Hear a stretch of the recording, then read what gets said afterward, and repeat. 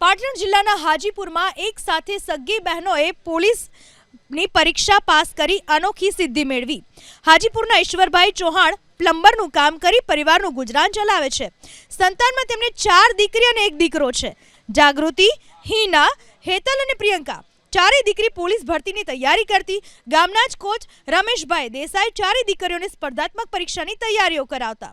2022ની police ભરતીમાં ચારેય બહેનો એક સાથે પાસ થઈ। ગયા વર્ષે ચારેયને અલગ અલગ સ્થળે કોન્સ્ટેબલ તરીકે નિમણૂક આપવામાં આવી। જ્યારે અમે તૈયારી ચાલુ કરી તો એ વખતે મારી મમ્મીએ એમ કીધું કે તમે તો ખાલી મહેનત કરો, બીજું બધું હું સંભાળી લઈશ। તો મારી મમ્મી મજૂરી બી જતી હતી અને ઘરે આવીને તે પોતે ઘરનું બધું કામ બી કરતી હતી।